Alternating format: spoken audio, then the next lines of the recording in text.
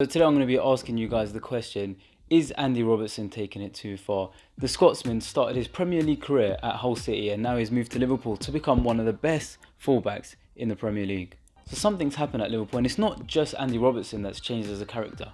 The whole Liverpool team have changed, and I think it all happened in Kiev, where Liverpool played against Real Madrid and suffered extreme heartbreak. Coming up to that game, Liverpool were a team that played exciting football, entertaining football, and unless you were a rival fan, you didn't really hate Liverpool, you quite liked the way we played. But coming into that final at Kiev, Liverpool were looked at as the underdogs. And I think me and you can both agree that that has now changed. But that defeat that hurt so much, it awoke a dragon in Liverpool, and things have been different ever since. Only a year later, we were able to take it across the line in a nitty-gritty final against Tottenham, but who cares how nitty-gritty it was? We're the champions of Europe, and not only that, we're 14 points clear of Manchester City at the top of the Premier League with a game in hand, and we won 61 points from a potential 63, a record that no team in Europe's top 5 leagues has been able to achieve in the first 21 games. Since the Kiev final, the player that seems to have changed his approach to the game the most is Andy Robertson.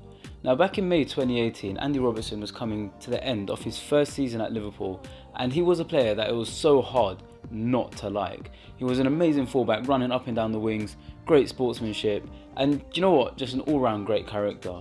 But when the Kiev final happened, something changed in Andy Robertson. In Kiev, we saw Sergio Ramos displaying the darkest arts that football has ever seen, and while we were all watching with disbelief, Andy Robertson, I believe, was taking notes. And over a year and a half later, it seems like Andy Robertson is becoming the most disliked Liverpool player by the rival fans. And there seems to be a growing animosity. I mean, everyone's using this as an opportunity to hate Liverpool because we're top of the table, but there seems to be a particular growing animosity towards Andy Robertson. As the season's gone on, Andy Robertson has become one of the more fiery players in the Premier League, running up and down that left flank, going into tackles so bravely, and obviously getting into regular scraps with opposition players. In fact, there's quite a large collection of players that don't seem to like Andy Robertson. We'll start with the obvious two, Luis Suarez and Lionel Messi, but can you blame them? If I was 3-0 up and lost 4-0, I don't know how I would feel. After constantly getting into battles with Luis Suarez at the new camp, Luis Suarez gets so frustrated that he replies at Anfield by giving a cheeky kick to Andy Robertson.